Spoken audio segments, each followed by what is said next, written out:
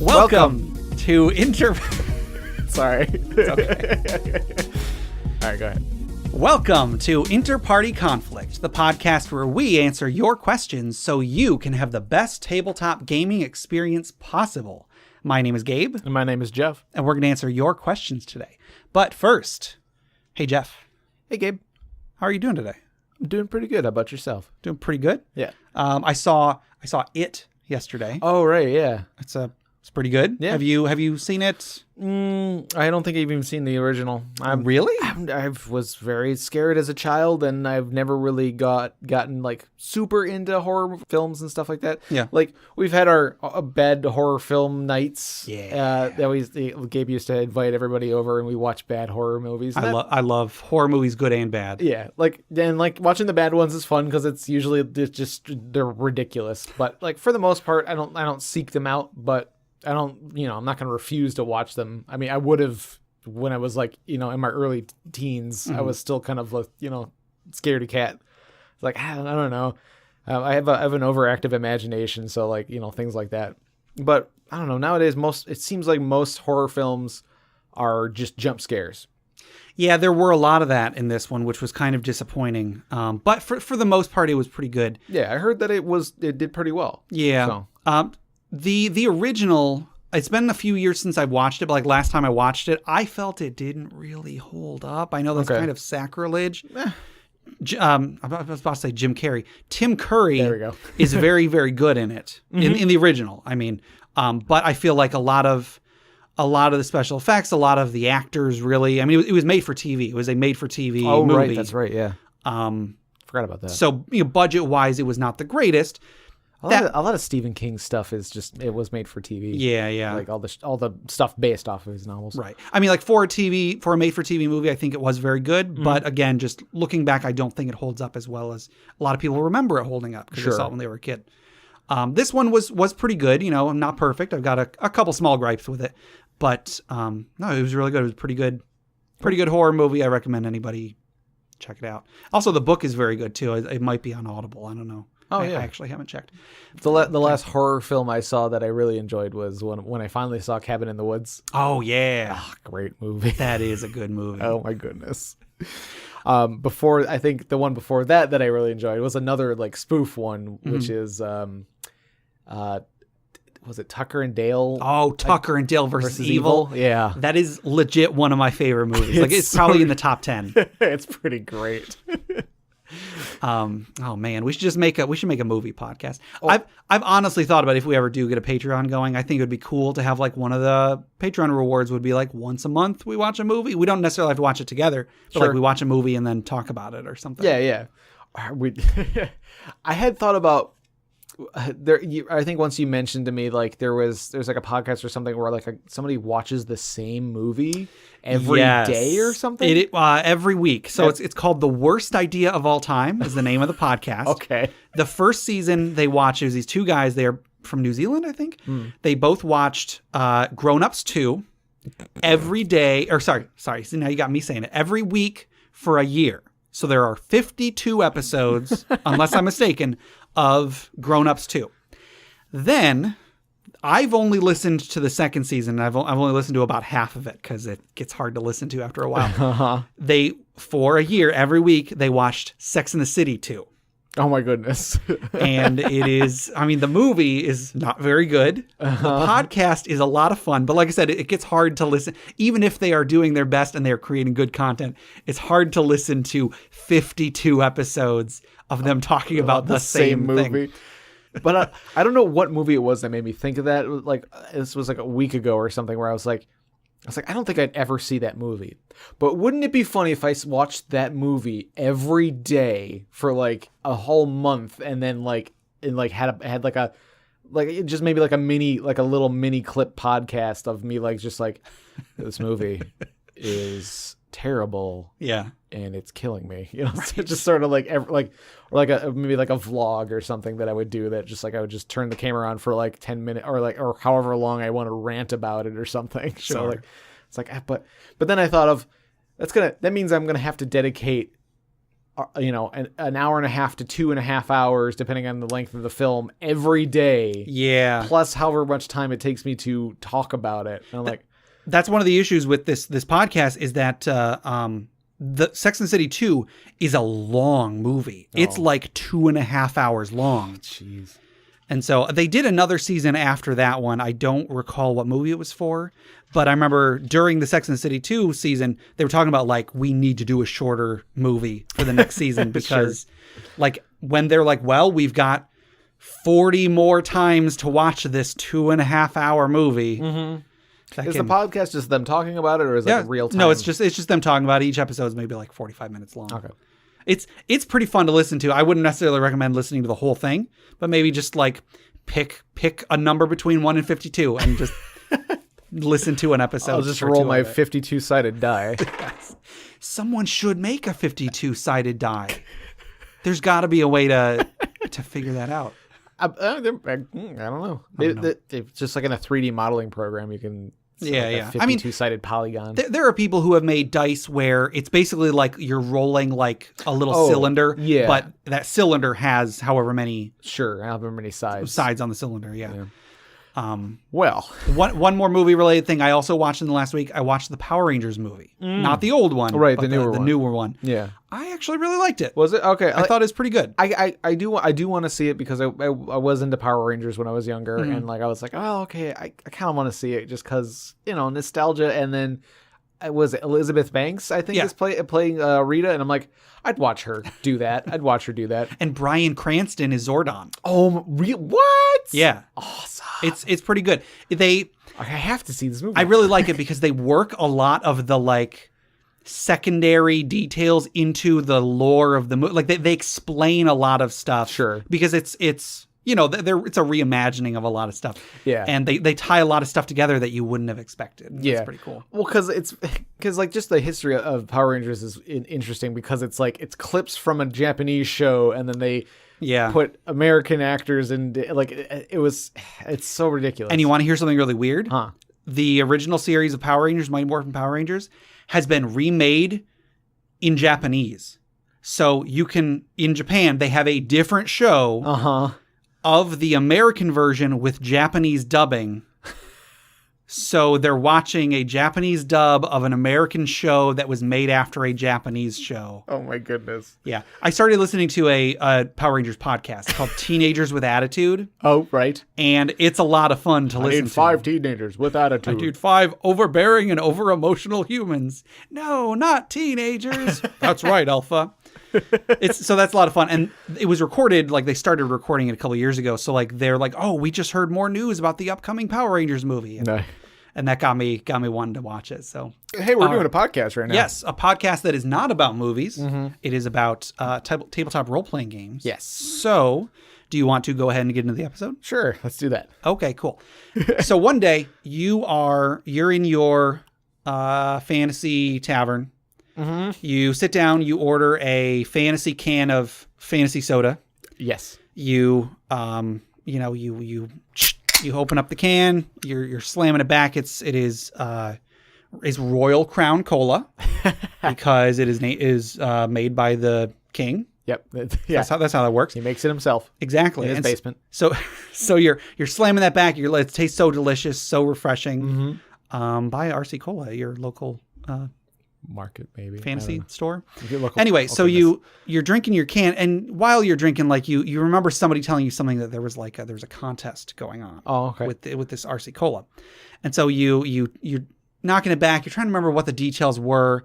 You can't really remember, but you finish drinking, and then you go to take off the little tab because who knows? There's always somebody that says that they use the tabs or something. So you go to take off the tab, but it slips out of your fingers and falls into the can. Oh dang! I hate when that happens. Well, I mean, there was still a little pop in there, right? And now it's gonna be all like metallic-y and dirty. I guess. I mean, so you sort of you hold up the can, you try to see if you can see where the tab is, and you notice something. Oh. Somehow there's a light source that lets you see inside the can. Oh, I cast light on the can. There you go. The can. You remember the details of the contest. And there's something written on the inside of the bottom of the can. And it says, "Congratulations, you've won the Dragon's Horde. Yeah.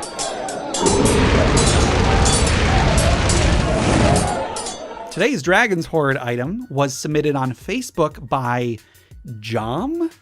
I apologize if I am saying that wrong. Johm. Might be Jom. Maybe Jom. Yeah. I'm going to say Jom Yeah. because I think that sounds funnier. Well, John is John. Exactly. So Johm. John. I think I might have even mentioned on the podcast, I knew a guy whose name was Bob, spelled Boughb. Huh.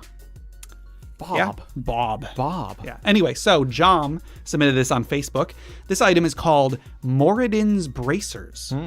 These are bracers found deep in a dwarven vault.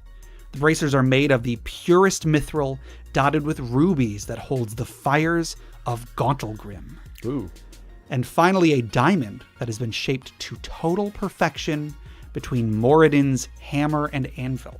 Nice. Small tangent, I'm not sure if diamonds are hammered. That could be. Heck, it's Moradin. He can do whatever he wants. Yeah. Anyway, Moradin's bracers require attunement. Once attuned, the wearer is able to magically store and retrieve weapons within the bracers themselves. The bracers are able to store 4 simple weapons and 2 martial weapons. Cool. Moradin's bracers are designed for that weapon hoarder in every party. You know, every party's got one. To add a new weapon to the bracers, the character must take 3 hours of using the weapon while concentrating on their attack patterns. Once they're finished with this bonding ritual, the weapon is bound to the bracers, and they can be stored within and retrieved as a bonus action. Nice. If the character is not currently proficient with one of the bonded weapons, they gain proficiency with that weapon as long as they are tuned to the bracers. Very cool. So, you know, even if they're not proficient in the weapon, if it's a longsword or something, they can practice with it for 3 hours, thinking about what they're doing, and then they will gain proficiency and be able to store a longsword in the bracers. That's pretty cool. Yeah. If the bracers are full, they can swap out one of the weapons for a different one by doing the same ritual. However, they lose proficiency with any weapon that is not currently bonded to the bracers. Gotcha. There's also a special feature that is available only to dwarves that are attuned to Moradin's bracers. It is called Moradin's Armory. Once every 30 days, a dwarf that's attuned to Moradin's bracers can call out to his creator for the strength of a true dwarf. Once this ability is active, the dwarf shines as bright as Moradin's forge. All weapons now do max damage on a hit and count as magic for purposes of overcoming resistance. Wow. Okay. So, kind of a neat item. Right. I really like items that let you like store things. Like in the 3rd edition, there was like the gloves of storing that let you like shrink down an item and put it and like hide it in the palm of your hand. Yeah. There was, I feel like I played in a campaign that Chris ran. Either he gave somebody or maybe someone gave him a cloak that let you store like 2 weapons in it. Sure. And I thought that was just it's a really neat thing because if someone were to like frisk you or whatever, you wouldn't have a weapon, but you have this magic cloak or magic bracers in this case that you can just bam call out a weapon. I like the idea of having like being able to use multiple weapons. Like I like the proficiency thing is really cool too because like proficiencies aren't the easiest thing to get. I mean, I guess that depends, but anyway, like I just think it's neat when you have like it's cool to have the guy who's got his sword and he's like he loves this sword, it's his father's sword or whatever. Yeah. It's got runes on it and stuff. That's really cool.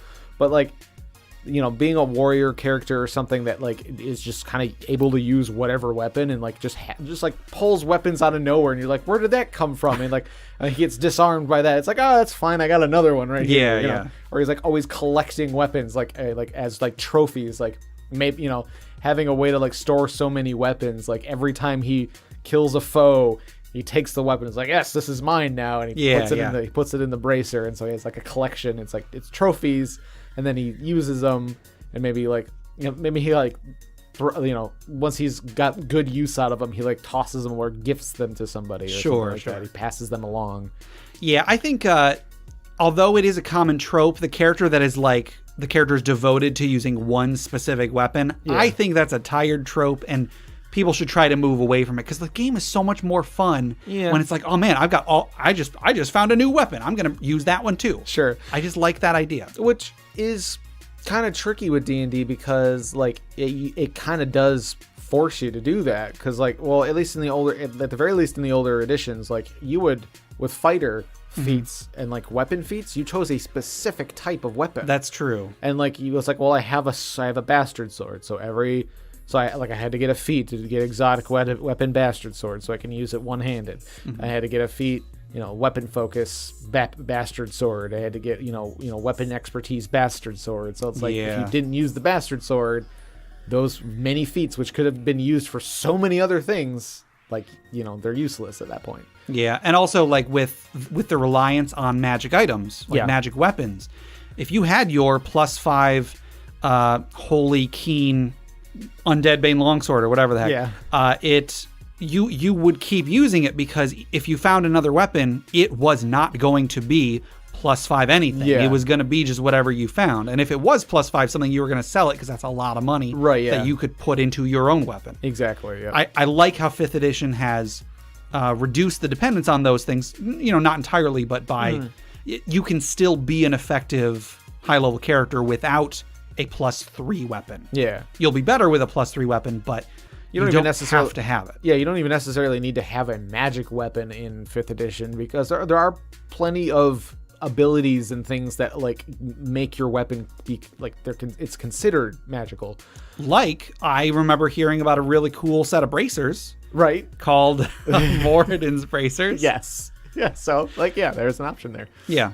So I think this is really cool. I like the idea of being able to store weapons. I like the ability to store a lot of weapons. Yeah. And the little special ability is pretty cool too. And I like how it's tied to a specific, Moradin is like the god of dwarves, pretty much. And so a dwarf that is devoted to Moradin, I think that's a cool little benefit to give them. That's pretty awesome. Cool. Well, that's going to do it for the Dragon's Hoard today. If anybody would like to submit items for the Dragon's Hoard or questions for us to discuss or stories for the funeral pyre, Jeff, how would they do so? They can send us an email at InterPartyConflict@gmail.com. Yes, they can. And if anybody wants to submit suggestions for FriendQuest, where can they submit those? At thefriendquest@gmail.com. All one word. All right. Are you ready to get into some questions? Sure. Cool. All right. Our first question comes from Laughing Jackal. Jackal? Jackal? Is it a jackal? It's Jackal. He actually told us on a couple occasions that yes, it is Jackal. Yeah, confirmed Jackal. How should I go about ending a long campaign? Yes. So when you have a long campaign, there's going to be a lot of loose ends. Probably. There's probably going to be a lot of loose ends. When you try to end a campaign, you're probably going to want to try to wrap up as many of those as possible. Maybe not all of them, but a lot of them. If there was an NPC that the players really liked, maybe you might want to revisit what happened to that NPC, how they contributed to the campaign, and then what they're going to be doing afterwards. Sure. Think about like in the Fallout games, it kind of does like a little, one paragraph summary of like what happens with that character, for better or for worse. Right, yeah. So you might want to maybe do something like that. Take a little tally, write down all of the NPCs the characters cared about, maybe ask suggestions from them about NPCs that they like that you might have forgotten. Yeah. And then, try to, if you can't tie them into the last adventure somehow, then maybe you can, just give like a little epilogue for each of them. Sure. I've talked about a lot of the time the Adventure Zone. After me saying they were about to be finished several times, they finally did finish that that campaign. Okay. And I won't give any spoilers because I do want everybody to go and listen to it. But the final episode, the DM tried really, really hard to tie in basically every NPC they had encountered. Oh, man. And he did a really good job with it. There were some really, really cool situations that happened that random NPC here would show up and help out the main characters and so on. So that if you are looking for a good example of how to wrap up a campaign, I would say listen to that. However, I very much recommend listening to the whole story up until that point. Otherwise, a lot of the effect is going to be lost. Sure.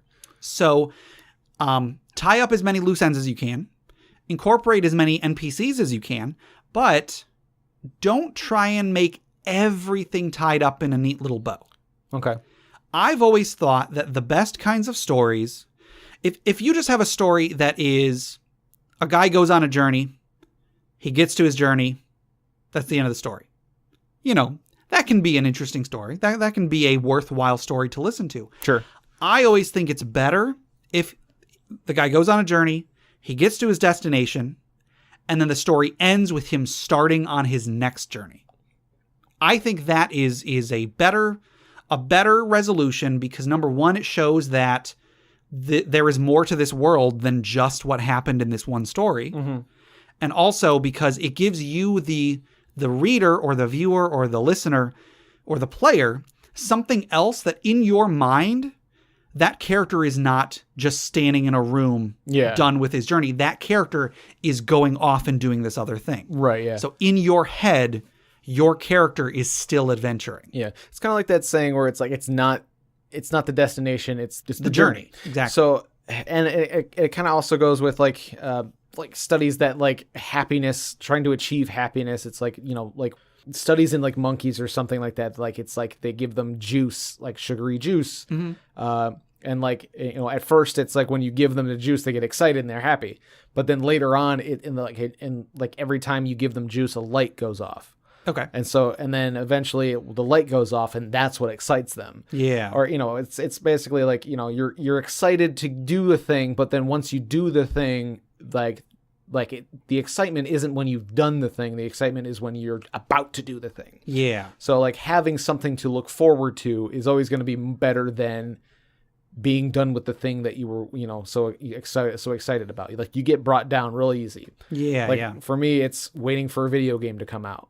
Mm-hmm. That's more exciting. That's, playing the video game is usually pretty good, at least for a while, depending on the game. But like there is always a part like, maybe up to a month in of me playing the game where I'm like, okay, what's the next one? Like I'm waiting for like the next game to come out. Like I've heard about this one coming out. So having an adventure, even if it's not one that's actually ever going to be played, but if it's at least something that you can think of fondly, like you're like, okay, I had this really cool character and he went on this awesome adventure and won, and now he's off doing something else really cool now. So like, I don't know, like, having something in the back of your mind that character is doing, I don't know, I feel like it's easier to look more fondly back at the campaign, knowing that, those characters and all that work that everybody did is kind of still going on in some way or another. Yeah, I've always, pretty much every character that I've played for a significant amount of time, I'm always trying to come up in my head with like, what else is that character doing? I always try to think about like what sort of new quests these characters are going to go on. Yeah, you're always finding ways to like bring Ichi into something or absolutely, one thing or another. Yeah. Like, even if it's something very small or subtle, he's always, doing something. Yes, I think you mean Ichi. Yes. If anybody does not like all of the little sound effects, impossible. Please let us know because I love them and I want to add more and more and more. So if you do have a problem with them, just shut up. I guess. No. I mean, we're keeping the sounds. Well, yeah. Maybe we'll tone them back if we get complaints, but we're not stopping. I guess because we've talked about Crit Academy a lot, and there was one review that somebody left on theirs that he was like, I liked it, but once I started adding all the soundboard effects, then I stopped listening. And I'm like, no, man, I love it. So I said no, that review was not helpful on iTunes. I mean, yes, you could definitely go overboard with it, but just little punctuation here and there. Right. And I don't know, I'm trying to like reward repeat listeners because when there's something that we mention a lot, right, yeah. I want people to be like, oh, they've mentioned that before. And then maybe that'll remind them of previous things we've talked about. Maybe they want to go back and listen to those again. Mm-hmm. Anyway, so back to the topic. One thing that I think is a perfect example of what you're talking about, I've mentioned on a lot of occasions, my arcade cabinet, insert new arcade sound here.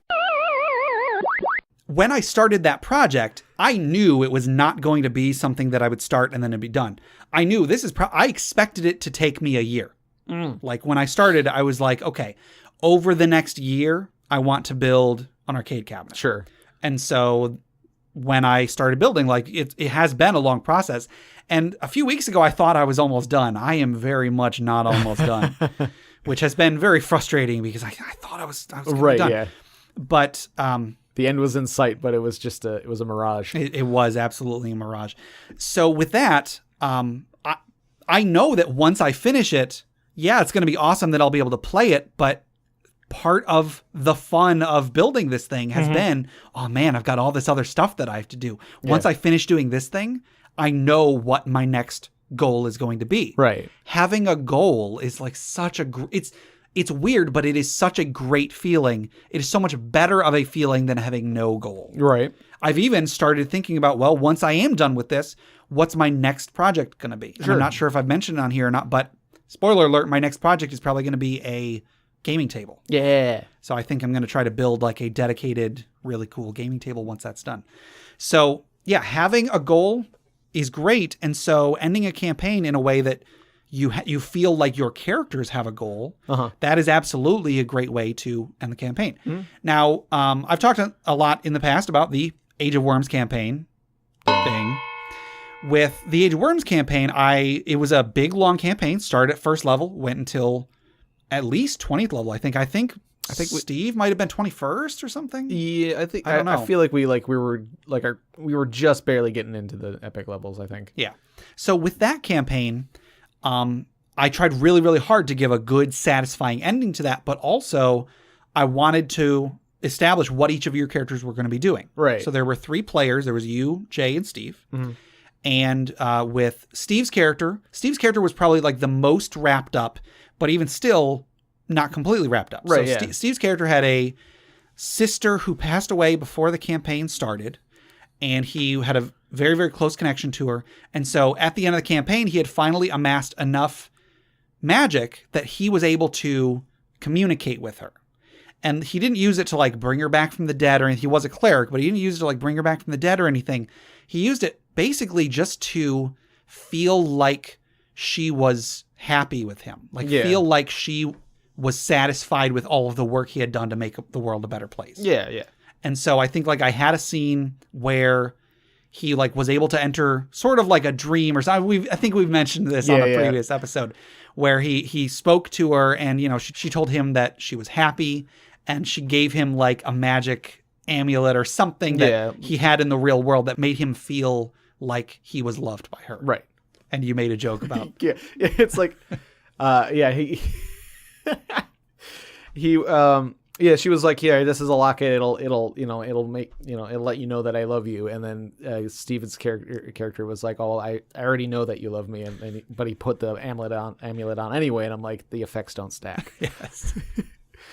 So, but with that, so that was something that I would say was probably a pretty big part of Steve's character's backstory. But that wasn't all that happened at the end of the campaign. He set himself up kind of as like the de facto defender of the town that the campaign started. It was this little crappy mining town that he was from. He also fostered 2 goblin orphans, I think. Yes, Grunge and Stefan. Yeah, Grunge and Stefan. The 2 little goblin, little whippersnappers. And so while you guys were off adventuring, the 2 of them were staying back in town trying to purify the lake that the town was built around, because the lake, it was a mining town, the lake was all polluted.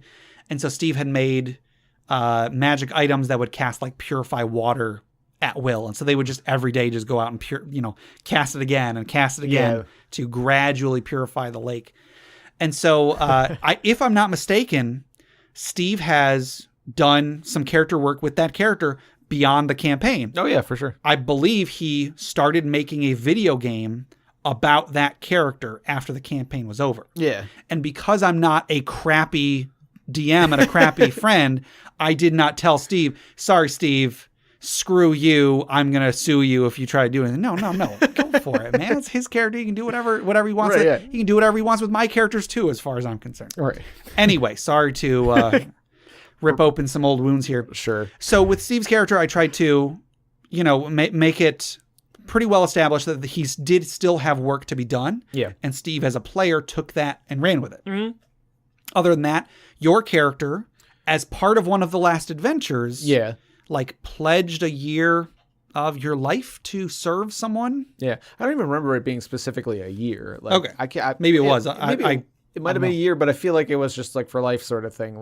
But because it was like the only way to be able to move on in the campaign. Yeah, there was some like a lil end, I think. Yeah, which are they're like half serpent, half like woman with like really wings or something. like rainbow colored wings, I want to say. I think so. And so so they're like a chaotic good outsider, I think. I think so. And there was like some piece of information that she had that she was only willing to give if one of you vowed to serve her after you were done. I mean, you could go and save the world, but once you were done, you would have to work for her. Yeah, my character was more like an academic type and a savant and everything, and like a warlock. And so he was like, he kind of saw it as it's like, okay, like serving this creature would actually benefit me in some way because there's a lot I can learn and like achieve under her servitude. Yeah. And then so you went like plane hopping with her after that? Yeah. I love plane hopping, and I love plane hopping as like an end job for a PC. So I always just imagine like he basically goes plane hopping, running errands, a lot of which like are like hunting demons or something like that, hunting down other like evil outsiders that like are causing troubles. Because your character had a special ability to like absorb demons inside himself or something like that. You'd come up with something along the lines of I referred to your character as a cage in some prophecy or something. Oh, okay, yep. So and then what Jay's character was like, was he like a descendant of them or something? Well, I think the campaign, the pre-written stuff kind of tried to make it seem like all of the PCs were descended from them, but Jay in particular was like a direct descendant of this race of lawful outsiders that sort of jump-started the campaign. And then we've talked about the final battle when the top of the tower you guys were fighting on got transported to a random plane. Yeah. And then it turned out, there they are. They've been hiding on Arcadia this whole time. Yeah. And so I think, Jay decided to dedicate himself to like helping them rebuild, helping them reintegrate themselves into the multiverse or whatever. Yeah. So I thought it was really cool giving each of you a moment to figure out what your character was going to be doing after the campaign, so that if you wanted to write stories or make games or whatever of what your character did, there was more to be had than just say, okay, yeah, you did what you were going to do. Mm-hmm. End of campaign. See you later. Don't bother thinking any more of this. So it's ending a campaign it's a big thing. There can be a lot riding on it. So you want to do it justice. So try and give each player something that they can, sink their teeth into that isn't very well defined, so that they can run with it if they want to. Gotcha. Each of you might have your own idea of how the world progresses after the campaign. That's fine. That's fine if not everybody has the same idea, but as long as everybody has something. Yeah. Our Eberron campaign. Did I come up with an Eberron ding? I feel like I talked about it. I did. Anyway. So our Jay's Eberron campaign, we had a big climactic battle with some creature with a giant dragon, but there were also these creatures that like turned everybody insane in like an aura around them. Right. What were they called? The Daelkyr. Weren't they the ones they had like a tentacle arm or something like that? They had a bunch of like in Eberron there are these weird grafts or something that you could get, like these like symbiotic beings that one was a whip that attached to your arm. Right. And another was like a suit of armor. That it is a living being, and you take some penalties for equipping it, but you get huge benefits too. And so, they are the ones that created those, if I'm not mistaken. And so one of these things, a bunch of these Daelkyr were like just walking around the city, wreaking havoc.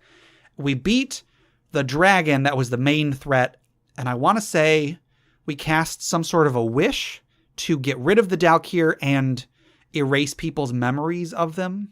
Right. The thing is, I don't really remember how much we established went on after that campaign. I can't remember what the heck my character was going to be doing after that campaign was over. Yeah. But I did talk about, I came up with the idea of like a child who gains the power to create infinite wishes, and he's able to find out that we had something to do with his like parents dying because they died in the big battle. But he doesn't know the exact details, so like he thought we were the bad guys, and so he like wished us out of the multiverse or something. His memory of that event is gone, but he knows that his parents don't like. He knows he's alive, so he had parents, but then parents like died in that battle, so like. And he knows that we had something to do with it. Right. So that was an idea I came up with long after the fact. I don't really recall how Jay wrapped everything up. I feel kind of bad that I can't really remember all the details. Yeah.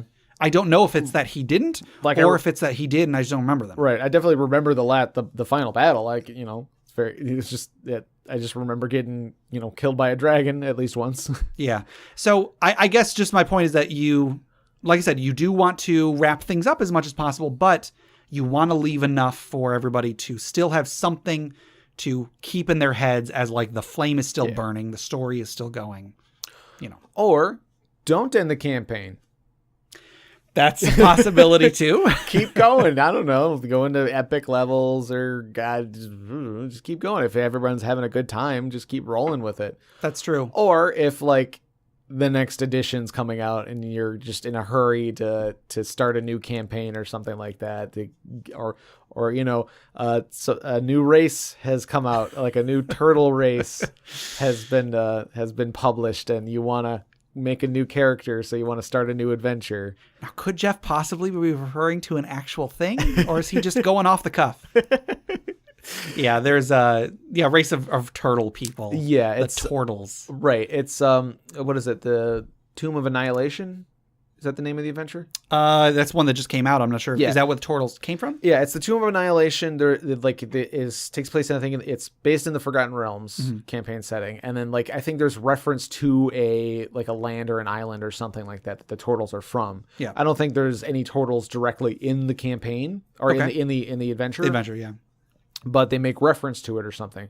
So somebody made a supplement that is all about the lore and background of these turtles and the land that they're from, and there is a player race of the turtles, and so there's stats for that in there, as well as background and lore ideas and things like that. So that's very exciting because I really like turtles. Yes. I like robots too, so which is why I usually like playing Warforged, but they have not made a 5th edition Warforged yet. So I mean honestly, I don't know which one I'd say would be my favorite. Yeah, but I'll take turtles. There you go. Now, if somebody came out with a robot turtle, would that be the greatest thing ever, or would that just be two things that shouldn't mix? They're both good, but not together. They're not necessarily shouldn't mix, but I feel like I'd rather have two characters. There you go. I'd rather have have a character I play that's a Warforged, and then a different character. I'm always coming up with different character ideas. So yeah. It's better to have multiple character ideas than have just one character I try to push all this stuff on, which is not easy, if not impossible to do. Sure. You can't be, I can't be all classes at once. So yeah. Okay. Anything else about any long campaign? I mean, yeah, just one thing I do want to say, you suggested just keeping the campaign going. Right. That's definitely a possibility, but I have a feeling that if you did, it might be kind of like what we're saying, having a goal is better than not having a goal. Mm-hmm. If the campaign reaches a natural end and you keep it going after the natural end, you may feel like you're just aimlessly wandering. Yeah, maybe forcing it to continue. I feel like that can actually ruin it, because it's like an art project. If you just keep going at it when maybe you should have stopped earlier, you were like, well, maybe I need to outline that a bit more, maybe right. And then you're just like, well, I don't know. I'm just making it worse at this point. So it could just be, if it does have a natural end, just keep it that way. Right. When I played with Ichi, the campaign reached a natural end, and one of the players even moved away. So that was our deadline. And then we, the players, were like, well, I mean, we could keep playing. And so I even I got Jay into that campaign. He made a character for essentially an epic level adventure. Uh-huh. We played one adventure, and then we were we realized we've kind of overstayed our welcome with these characters. Let's just start a new campaign instead. And so then we started the campaign where I played Sathorn, and Jay played his character Ardrick. Jay loved that character. Yeah. Oh yeah, he always made reference to Ardrick. Exactly. So we tried just not ending the campaign, and we realized pretty quickly that no, it reached a good end, and let's just leave it there. Yeah, time to move on. Yeah. So before we go on to another question, let's just take a small moment. I already mentioned Crit Academy earlier in the podcast, but if you guys can, go and check out critacademy.com. It's another podcast on the Crit Nation Fellowship. Yes. They are great podcasts. They give you new and reusable content for players and DMs alike. They're a lot of fun. So the guys over there, Justin, Ian, and Brandon, they make a great podcast. And you guys should all go check them out. Absolutely. Also, I just want to take a moment and say that if you go to audibletrial.com/conflict, you can get yourself a free audiobook from Audible. Audible has over 180,000 titles to choose from, so I'm sure you can find something you like. And if you get it and then you cancel your subscription, it'll be 100% free of charge. But if you choose to stay there, every month you'll get another audiobook and then a discount on any additional audiobooks you want to get. Right. So go ahead and get an audiobook from audibletrial.com/conflict, and we get a little kickback from that as well. Yes. And I mentioned It earlier. Oh, right, yeah. I have not checked, but I guarantee you It has got to be on there. Yeah. It's a horror book. It's pretty good, except for one chapter near the end, but we don't talk about that one. So go and check that out.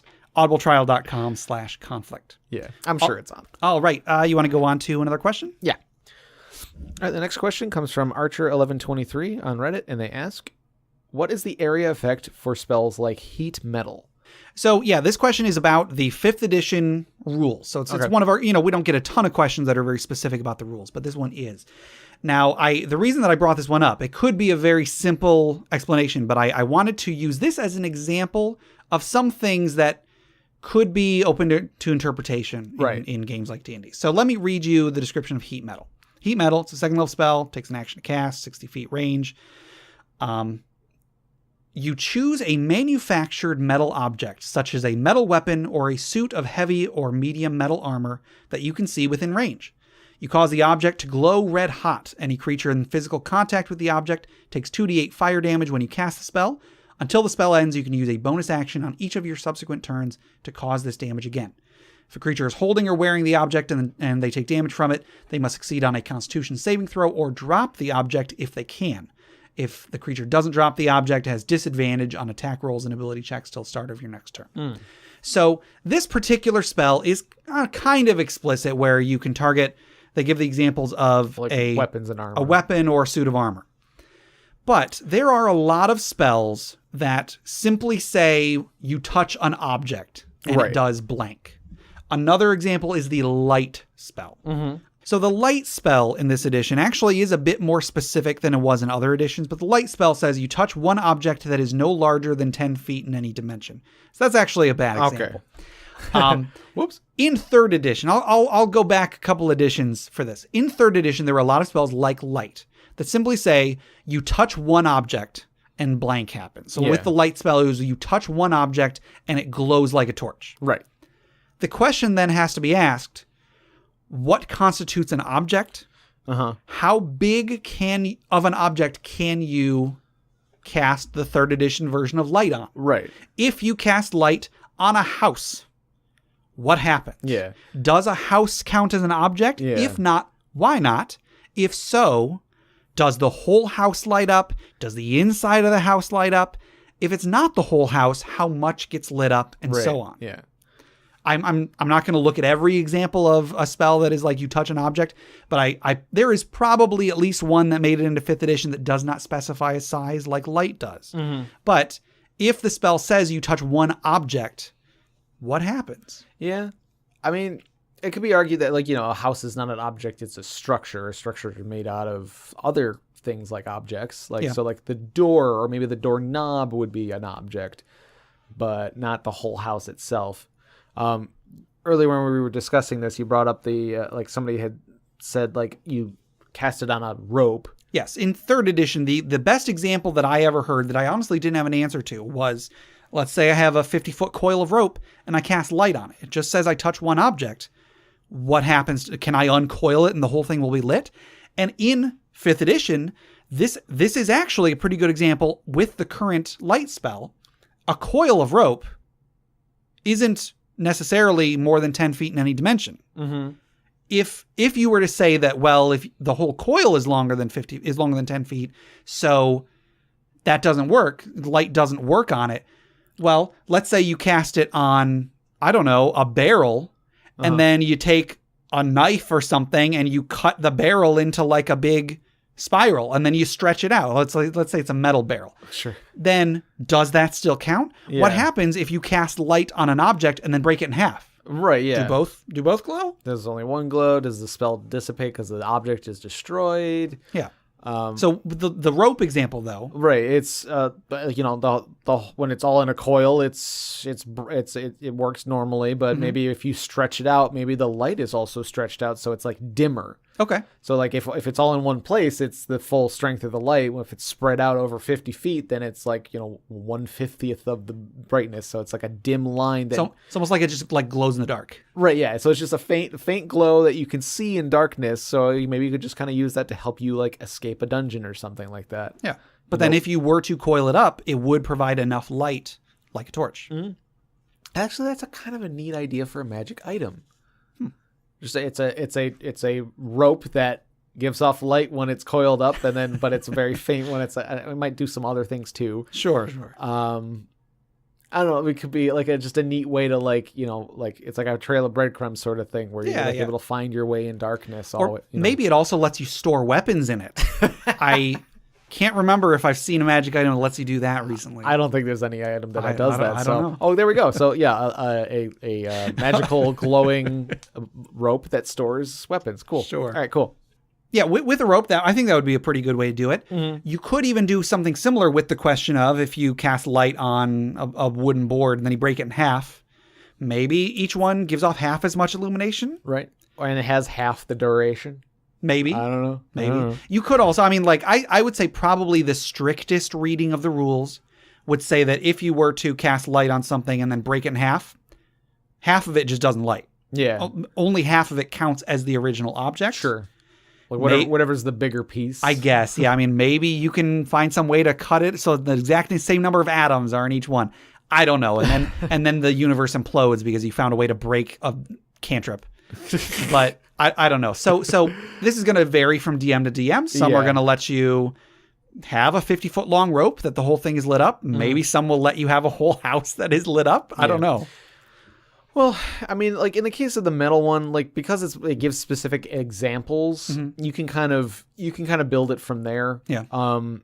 Because it's a weapon or armor. So sure. It's the intent is for it to affect the wielder or wearer of the armor or weapon.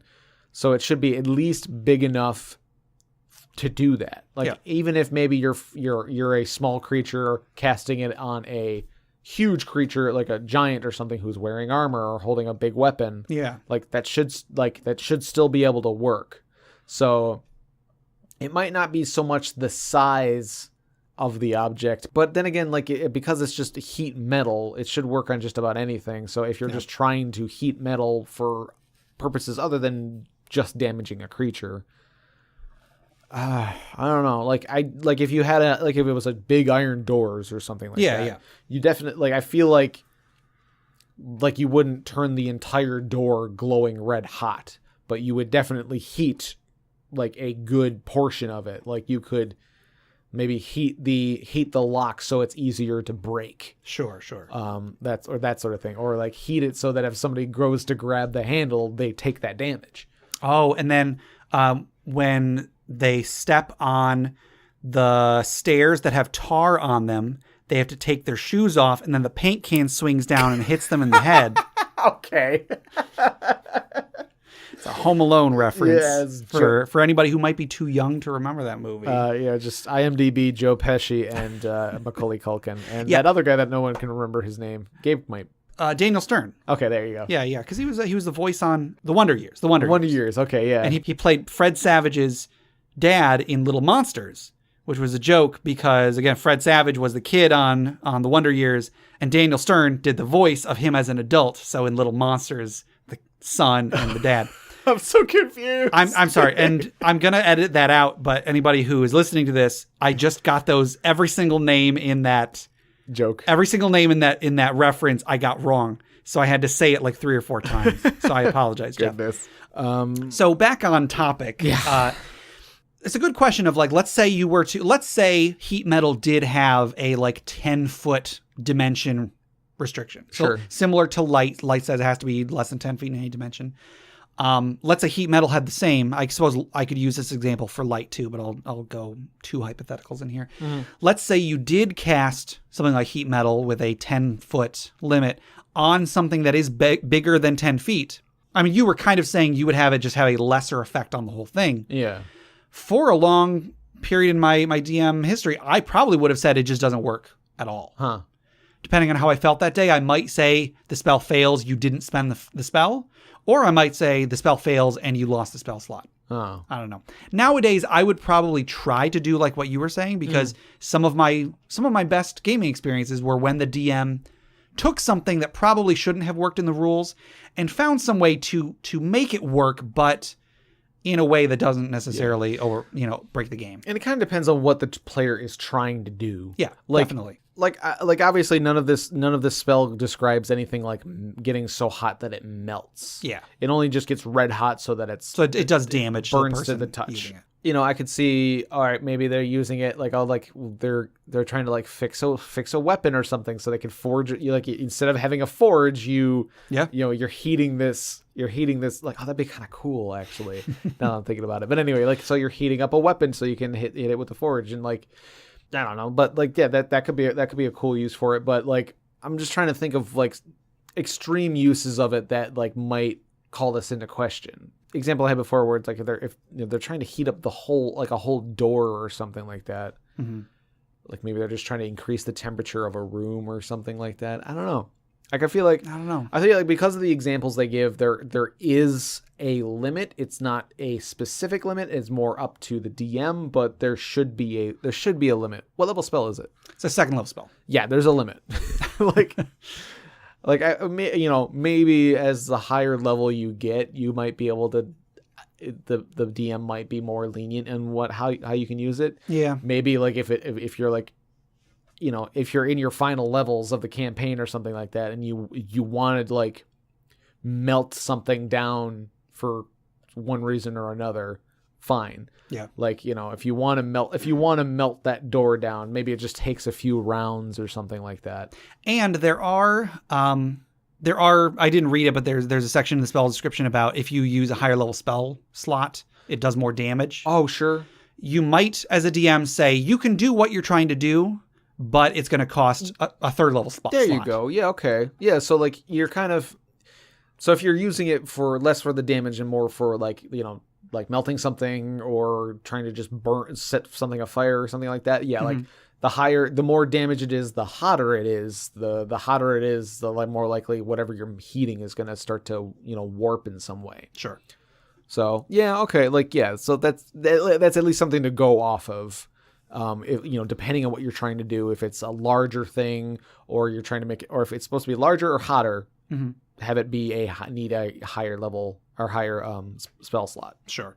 So yeah, just a general tip for DMs. I would say go ahead and do whatever. If the player wants to do something that you think you're not sure if it's within the power of the spell, I would say go ahead and let them do it. Mm-hmm. But if they try to do it more and more and you think it's becoming a bigger problem than you thought it would be, talk to the player, say, hey, I'm going to dial that back a little bit because that's not really what I think the spell is supposed to do. Yeah, this is definitely one of those things where it's like, yeah, a player wants to do something, and so you let them do it, and then they find out, oh, this is a really good way to deal with this problem. I'm going to do it every chance I get. Yeah. And so they become the heat metal guy.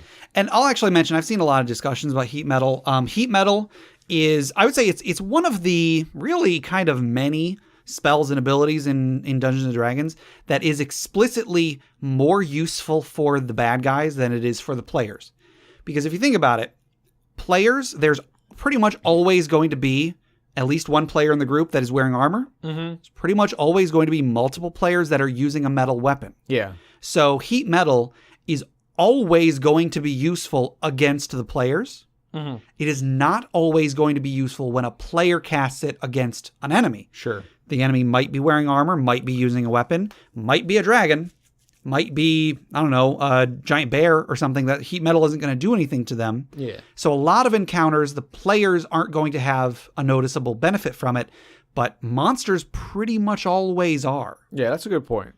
So yeah, and in that case, like you're not going to have the monster trying to do some weird stuff. You're just, you're going to have the monster trying to, trying to damage the players or make them drop their weapon or something. Yeah. So heat metal specifically, I don't think is going to be too ripe for abuse from players, but players might feel like they are especially vulnerable to it, which I mean, that's one of the downsides of wearing heavy armor and so on. Yeah. There's a lot of things in 3rd and 3.5, like there's a lot of like classes and prestige classes that were like, at least especially earlier on, I feel like that like weren't very good for players, but like were a cool idea for an NPC or an enemy or something like that. And that's not a problem. No. There doesn't need to, not every option needs to be usable for players. Now, of course, making an option that is like, doesn't have a counter that the players can counter, you know, that's something we've talked about in the past. That's not necessarily a great option or great idea, but just because something is suboptimal for a player and optimal for an NPC, that's not a problem. You know, the books are allowed to have options for the DM too. Yeah. Even if it's not explicitly stated as such. Sure. Now, just one more quick question before we close out this question. Are you familiar with the Gorgon monster?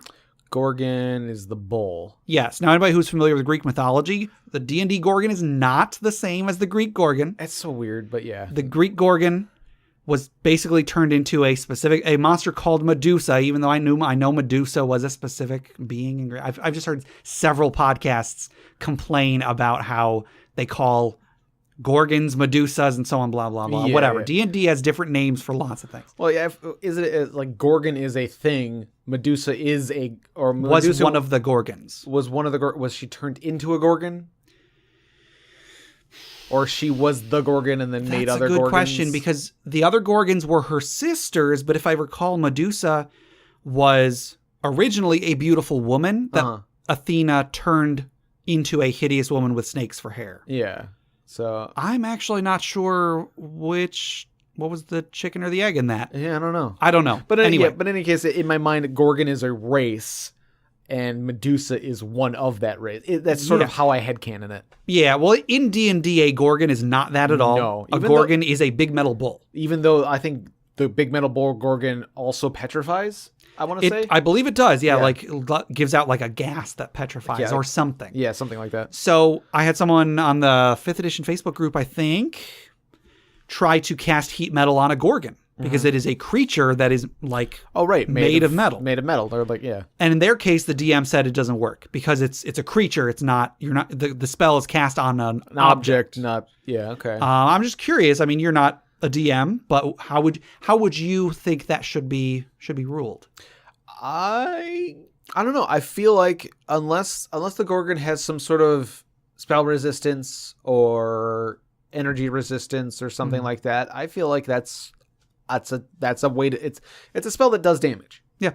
I feel like that's I mean, it's a pretty powerful spell when it does do damage, but sure, maybe in this case it does, like maybe in this case he has resistance to it. Like, you know, it would be it works, but it takes half damage or something like that. Or, you know, because it wasn't one of the options, like you can keep it going or something like that. Yeah, you can spend an action every round to keep dealing that damage. Now, is that you have to like or spend a bonus action rather? Is it touched? Do you have to keep touching it, or is it a target? No, it's a range of 60 feet. Range of 60 feet. Okay, I feel like maybe in that case, like, I don't know, you're not able to keep it going. It's a one-time thing because the way that the creature moves or stuff. I don't know. Yeah, I don't know. Again, like the stickler DM in me from a while ago would say, sorry, the spell is meant to work on an object. It's not an object, doesn't work. Yeah. Nowadays, because I mean, how often are your players going to be fighting Gorgons? Right. You know, if I've said this many times.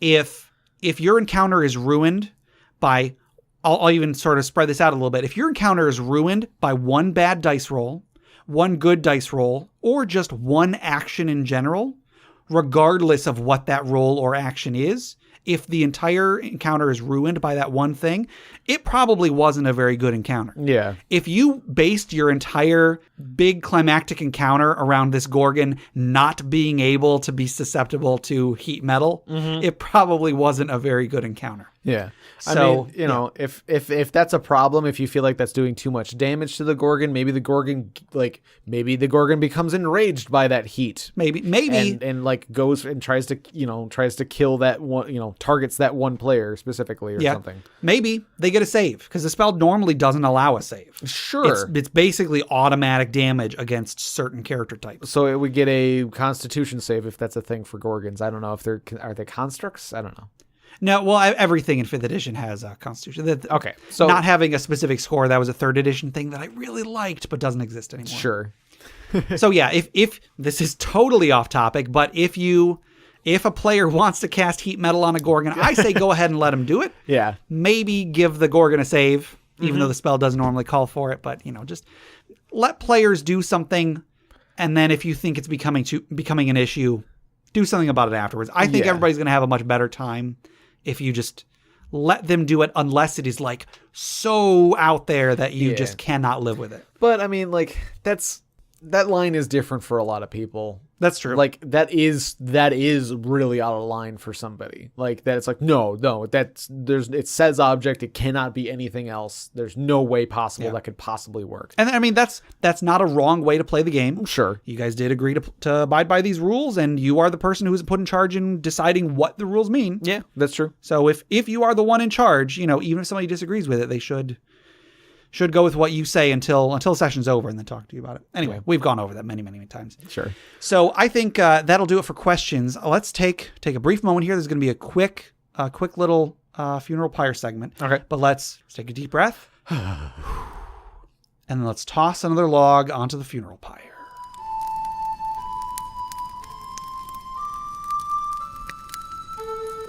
All right. This story was submitted by MCH9717 on Reddit.